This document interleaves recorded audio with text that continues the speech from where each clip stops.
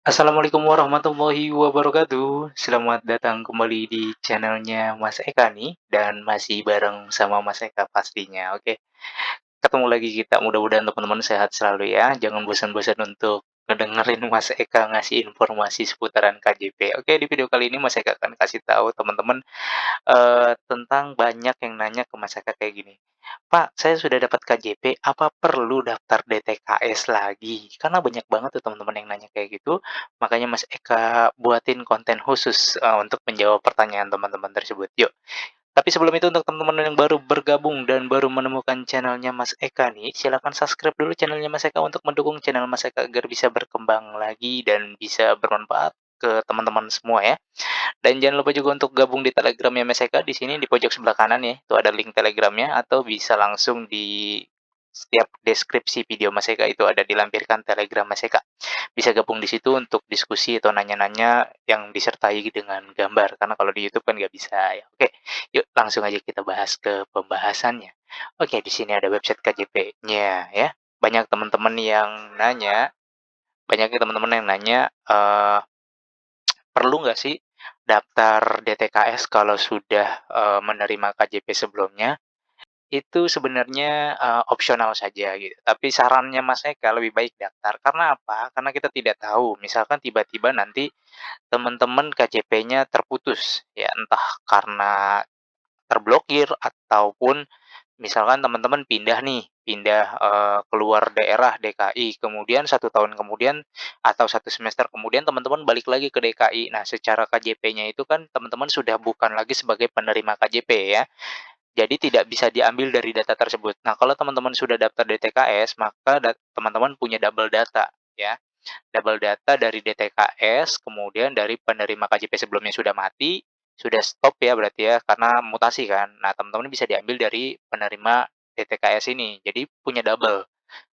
Ketika nanti misalkan didata lagi, ketika nanti teman-teman balik lagi ke Jakarta gitu ya, sekolah lagi di DKI Jakarta, maka nanti teman-teman masuknya sebagai penerima dari DTKS, bukan lagi sebagai penerima lanjutan gitu. Kalau misalkan teman-teman nggak daftar DTKS, nggak apa-apa kalau misalkan sudah menerima sebelumnya nih. Misalkan dari kelas 1 sampai, "Oh, saya nggak bakalan pindah, Pak, saya bakalan udah tetap di Jakarta sampai dengan kuliah," gitu ya. Kita nggak tahu ya. Nah, itu nggak apa-apa, mau nggak daftar DTKS juga. Cuma nanti ketika ada permasalahan di KJP-nya tidak keluar karena misalkan apa satu hal gitu ya. Nah, teman-teman nggak punya backup-an data. Kalau misalkan teman-teman sudah daftar DTKS, maka ada backup-an data. Backup-an datanya apa?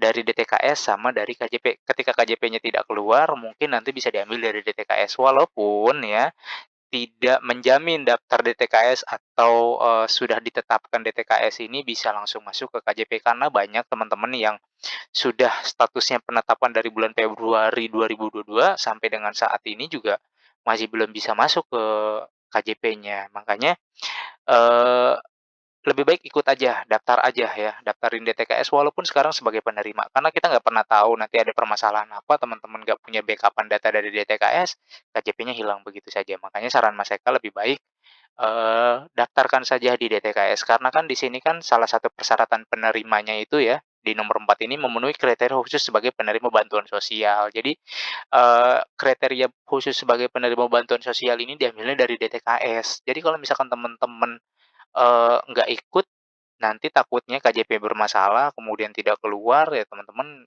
sulit lagi seperti yang kita ketahui bersama bahwa sekarang itu daftar KJP itu susah gitu ya, yang daftar DTKS itu perlu nunggu bahkan sampai 1 tahun gitu ya. Kemarin Mas Eka dengar, informasi bahwa yang pengajuan DTKS dari bulan Februari sampai dengan yang Agustus saat ini tuh, walaupun statusnya di Siladu masih penetapan gitu ya, tapi itu katanya belum di-SK-kan. Di-SK-kan kemungkinan nanti di tahun 2023 di Januari. Makanya untuk teman-teman yang bulan Februari kemarin, mudah-mudahan nih, di KJP tahap 1 tahun 2023 nanti nama teman-teman sudah masuk dari, DTKS ya, mudah-mudahan ya. Jadi seperti itu teman-teman ya. Apakah perlu daftar DTKS lagi jika sudah menerima KJP? Mas Eka rasa perlu untuk membackup ya. Kalau mau nggak daftar juga nggak masalah, nggak apa-apa gitu ya. Itu hanya opsional saja, cadangan aja.